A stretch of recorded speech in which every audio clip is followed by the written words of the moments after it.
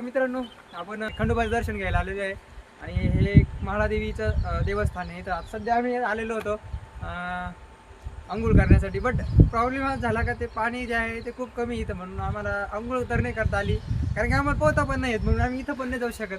त्याच्यामुळे आम्ही फक्त तोंडात पाय धुतले आणि फक्त इथली मजा घेतली फक्त फोटो काढण्याची. तर हे बघा, तुम्हाला दाखवतो आम्ही हे कसं आहे.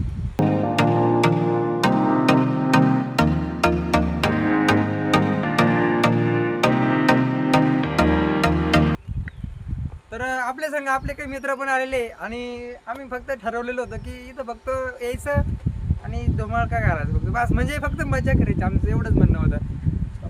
मित्र कसं वाटलं इथं आल्यानंतर? एकच नंबर, नाथकुळा जळगाव धुळा एक नंबर. एक आणि नंबर. इथं आल्यानंतर हे जे पाणी हे पाहिल्यानंतर कसं वाटलं? एक नंबर वाटलं पाणी, एकदम एक म्हणजे एकदम भारी एकदम पाणी आहे. नित्ताळ पाणी भाई, खतरनाक. आणि हा एक दुसरा एक मित्र हा थोडा लाजतो पण हा पण बोलेल. कसं वाटलं तुला? झकास, एक नंबर. बर.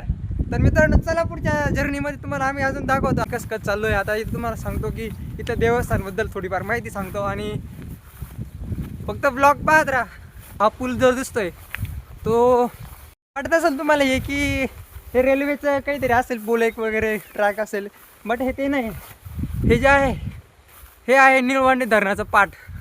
आणि ही जी आयडिया आहे या आयडियाला आमच्याकडून सलाम आहे, कारण एवढी क्रेझी आयडिया आहे, कोणाला काही त्रास नाही याच्यामुळं, आणि हे खूप चांगला प्रकल्प वाटतोय.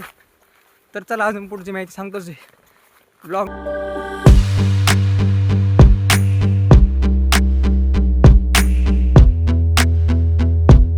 ऊस पण आहे आणि त्याचबरोबर सोयाबीनची पण शेती आहे.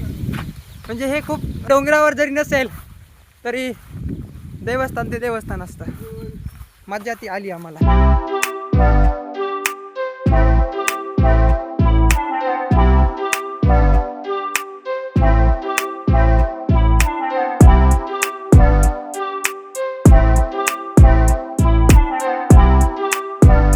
तर आम्ही इथं देवस्थानच्या ठिकाणी आलेलो आहे. बघू शकता तुम्ही कसं वाटतं हे.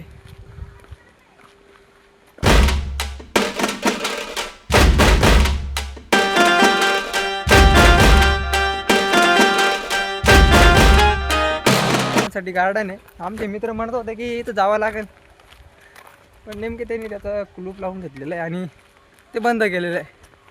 तर ठीक आहे, काय करू शकत नाही आपण.